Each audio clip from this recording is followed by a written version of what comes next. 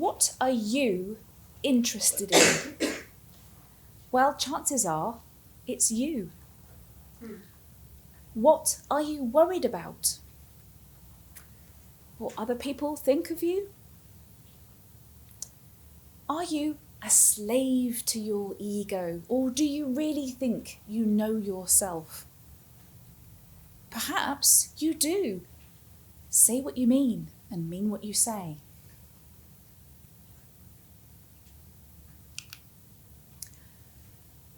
Ninety-five percent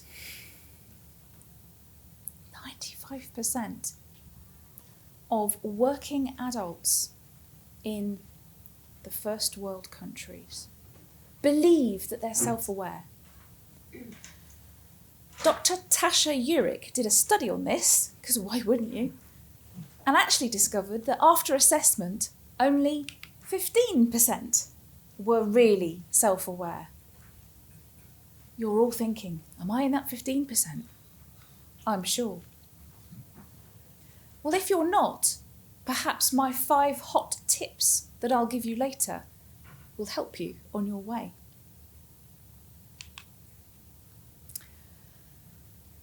There's a lot of people in work, and unfortunately, some of them are not very happy. In the UK, approximately 35% of people who were polled said they weren't particularly happy at work. They cited things like conflict, bullying, lack of training. They also weren't getting promoted, weren't getting those opportunities they wanted to get on in their job. Well, there's approximately 15 million people in the UK, that's half the workforce, looking for a job every single year. That's a huge number. And obviously not everybody's deeply unhappy at work. 65% said they are happy, but they might be looking for new opportunities, or maybe they're moving house. But that's a lot of competition to keep hold of that talent. I've got another stat for you now. I found out from the National Autistic Society that 16% approximately of all diagnosed adults who are autistic are in work. Just 16%.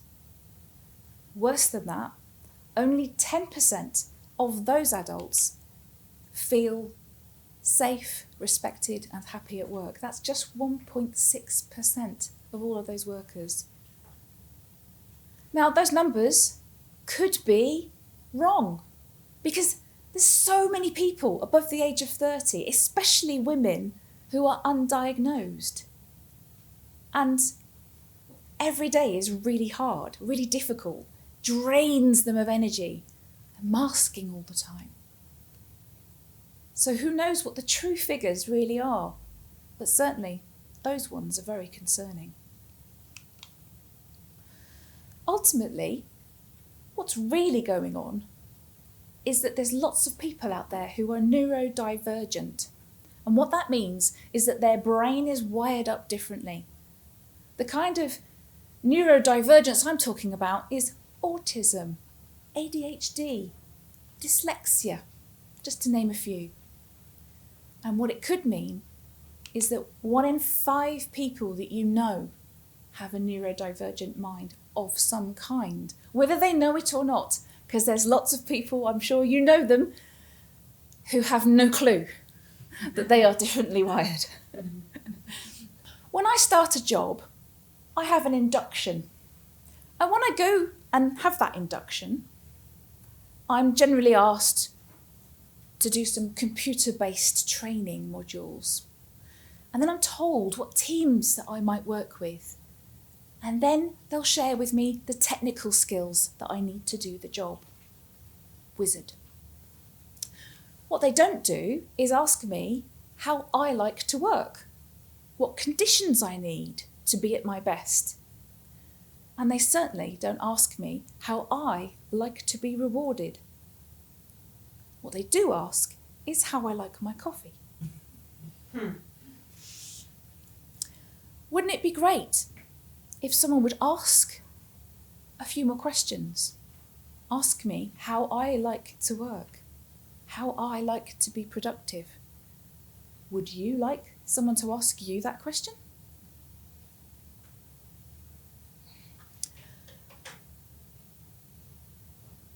I don't know about you, but the things that we think about in our head, no one else can see. They're ours alone. But what we can do is make changes to ourselves and become more self-aware. Some of the places I've worked in, there is blame culture. There's an umbrella of fear over everybody. And the powers that be at the top quite like it like that. It's a mechanism of control. But what it does is it means that productivity really goes down. And that also means profitability goes down. Studies have shown that an empowered workforce, a happy workforce, a loyal workforce makes everything go up in the right way. And being happy at work, feeling respected and receiving recognition for what you do is the way to do it. I had a boss at work once and she was fantastic. She recognised my neurodifferences and she let me run with it. She knew that I was all about innovation, inspiration, invention. She didn't mind that I was a bit wacky, a bit eccentric. That was fine, because she knew my heart was in the right place and it was all about the work. It wasn't about what a great job I've done. It was always about let's do the best job we can today. And that was brilliant. But the rest of the organisation wasn't there yet. And that's difficult when you have a champion, but they're sort of a lone voice in a very large room. About 13 years ago, I had an aha moment. I'd been working in many jobs where there were lots and lots of men. And someone asked me, "How come you always work with men?" I said, "I don't know." It seems to be a coincidence, surely. But as it turns out, on reflection, it's because I could be me. I didn't have to mask. I could just say what I mean and mean what I say. And they did too. It was plain language, easy to understand language. There was no hidden agenda that I had to work out. And so one day, I found a quiz on the internet. It was an autism quiz. And seeing as I was working in an IT firm, I thought, hey, stereotypes, let's do it. I scored 42 out of 50. I scored higher than anyone else. And the words on the quiz said, if you scored above 32, you're probably autistic and you might want to seek a diagnosis.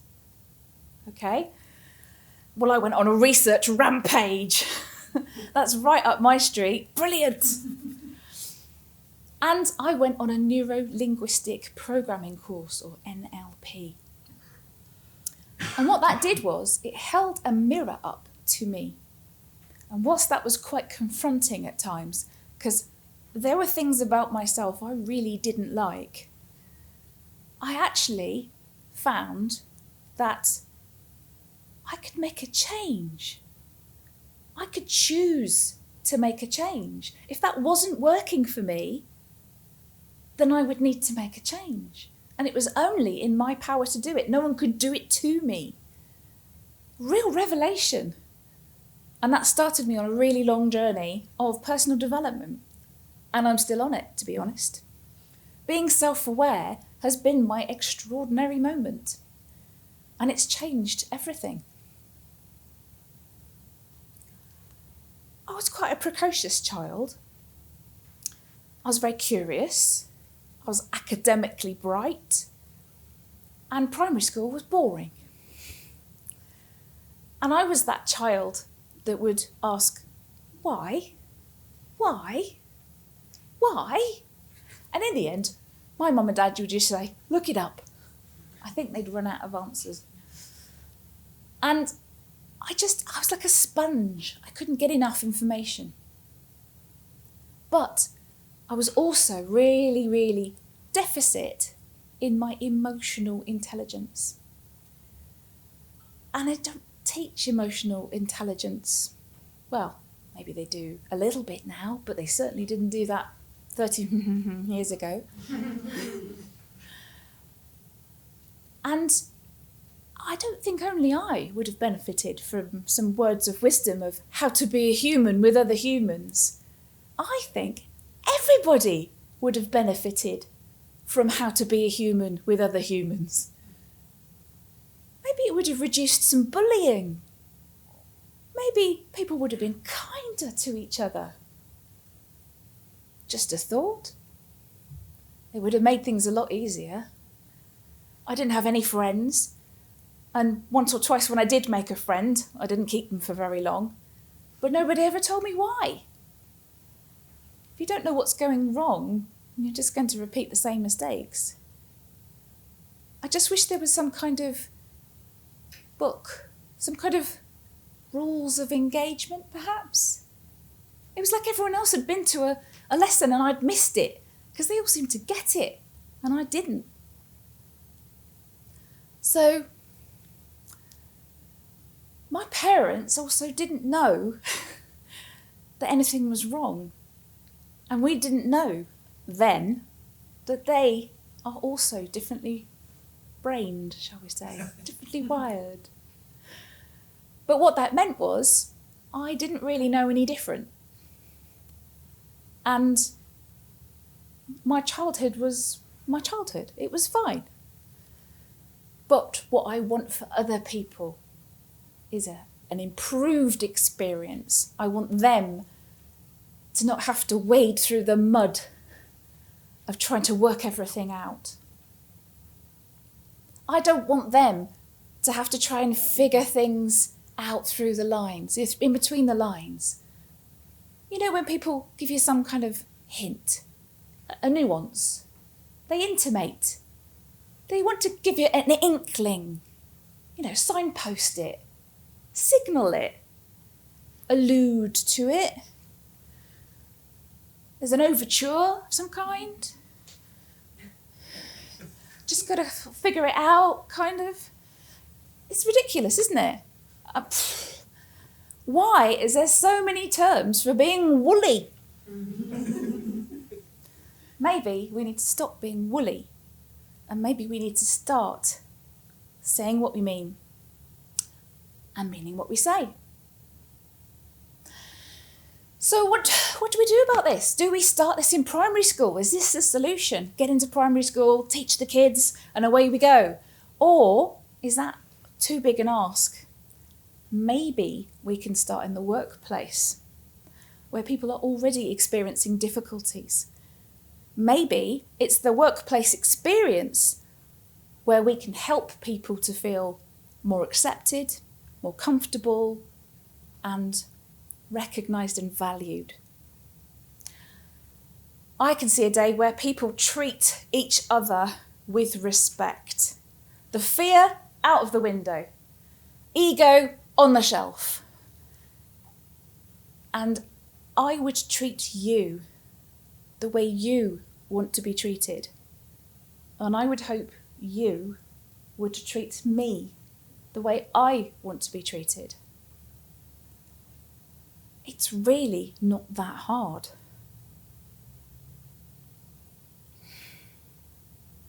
Maybe I'm asking too much. Maybe it's just not going to happen. I don't know. But do you know what?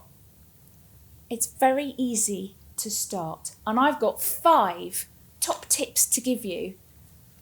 These are the things that I've learned along the way, and I'm dying to share them with you. The first top tip that I've got for you is curiosity. Don't lose your childlike wonder. When we grow up, we stop asking questions and start making assumptions, and it's the worst possible thing we can do. Instead of thinking we know best and we know how to treat other people, why don't we just ask them? The second one is feedback. Feedback is so valuable. Not only asking for feedback, but also giving feedback with kindness, with specific examples. Most people respond much better to praise and positive reinforcement than they do to punishment and negativity. The third one is ego. Our friend the ego. And I mentioned about putting it on the shelf, and I really mean it. Put it on the shelf so you can just get the work done. Keep your emotions out of the job. If they're not needed, because it's not an emotional job, why are they there? Why am I tippy-toeing round a manager who's a bit sensitive? Let's just get the work done. Number 4 is destiny. You're not stuck in the same place from whence you came. No matter what your background is, we've heard of rags to riches story. No matter what your culture is, your religion, where you were brought up, what your neurodifference is, you are not stuck in that mould forever. You're able to change, and that was so wonderful for me to realise that I wasn't stuck in a box. And lastly, you are in charge. How you respond to people and things, scenarios. You know, I'm thinking road rage and things like that. You don't have to scream at someone because they did something wrong. You can say, hey, perhaps they're having a really bad day. Why should I add to it? No one else can get inside your head. Only you have the power to make that change and decide to respond differently. It might take you a while, a bit of practice. I've certainly done a fair share of cognitive behavioural therapy on myself. Angry woman. But I'm in a much better place now, and my emotions are under control. I've learned how to take turns in conversation. I have. I've learned how to really listen. And I'm working on it, but I think I'm becoming a little bit more charismatic. I've even got a husband. I know.